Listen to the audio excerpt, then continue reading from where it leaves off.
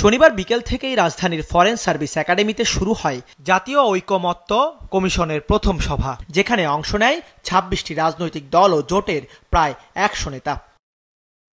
শুরুতেই দেয়া বক্তব্যে প্রধান উপদেষ্টা ডক্টর মোহাম্মদ ইউনূস বলেন, অন্তর্বর্তী সরকারের ৬ মাসের প্রথম অধ্যায় শেষ হয়েছে।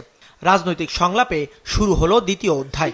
জানান, অন্তর্বর্তী সরকার ও কমিশন সহযোগিতা করলেও কাঙ্ক্ষিত সংস্কার করতে হবে রাজনৈতিক দলগুলোকেই। অন্তর্বর্তীকালীন সরকারের ৬ মাস পার হয়ে গেল, প্রথম অধ্যায় শেষ।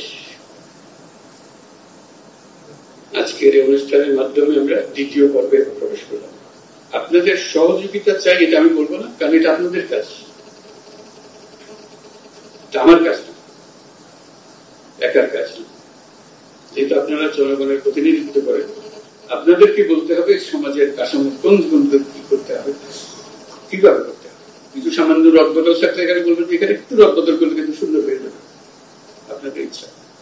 আমরা শুধু সাচিবিক কাজগুলো আপনাদের করে দিলাম।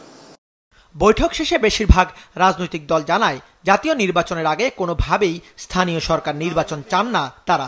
আমরা আশা করব যে খুব দ্রুত এই সংস্কারের যে ন্যূনতম ঐক্যমত্য তৈরি হবে, সেটার উপর ভিত্তি করে অতি দ্রুত জাতীয় নির্বাচন অনুষ্ঠিত হবে, এটাই আমাদের প্রত্যাশা।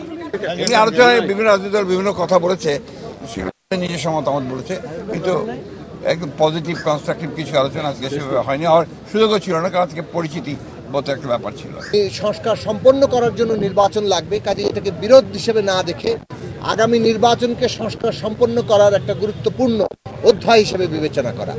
কিছু দলের নেতারা বলেন, নির্বাচিত সরকার ছাড়া রাষ্ট্র পুরোপুরি সংস্কার সম্ভব নয়। আবার কেউ কেউ চেয়েছে আগে সংস্কার পরে নির্বাচন। সংস্কারটা উপরে আমরা ঐকমত্য হই, তারপরে যথাশীঘ্র সম্ভব নির্বাচন অনুষ্ঠিত হবে। প্রধান উপদেষ্টা তো বলেছেন ডিসেম্বরের ভিতরে ওরা করবেন, আমরা সেটা দেখছি। আমাদের দলের পক্ষ থেকে যে আমরা প্রথমে সংস্কার চাই, এই সংস্কার করতে হবে, প্রয়োজনীয় সংস্কার। আমাদের বক্তব্য সুনির্দিষ্ট, সেটাই যে প্রয়োজনীয় সংস্কার হবে। বৈঠকে সরকারিভাবে আওয়ামী লীগকে সন্ত্রাসী সংগঠন ঘোষণা ও নিষিদ্ধের দাবি জানায় কয়েকটি রাজনৈতিক দল। মাননীয় প্রধান উপদেষ্টার মাধ্যমে সরকারের কাছে আবেদন জানিয়েছি যে সরকারিভাবে যেন তাদেরকে টেররিস্ট অর্গানাইজেশন হিসেবে আখ্যায়িত করা হয় এবং নিষিদ্ধ ঘোষণা করা হয়।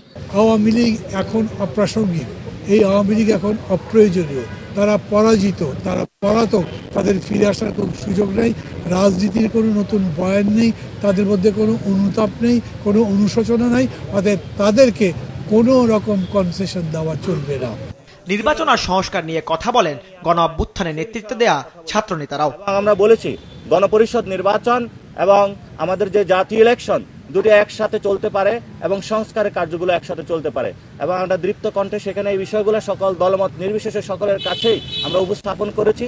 বাংলাদেশের শেষ বা মুক্তির লড়াই, এই দেশের ভবিষ্যৎ একমাত্র যদি আমরা একটি গণপরিষদের মাধ্যমে নতুন সংবিধান উপহার দিতে পারি, সেটার মধ্যেই হবে। এই অভ্যুত্থান পরবর্তী সময়ে আমাদের সবচেয়ে বড় প্রথম এবং প্রধান দায়বদ্ধতা হচ্ছে ওই খুনিদের বিচার করা। এটা আমরা আমাদের জায়গা থেকে স্পষ্ট জানিয়ে দিয়েছি। দাউদ হাসান, মাছরাঙা সংবাদ, ঢাকা।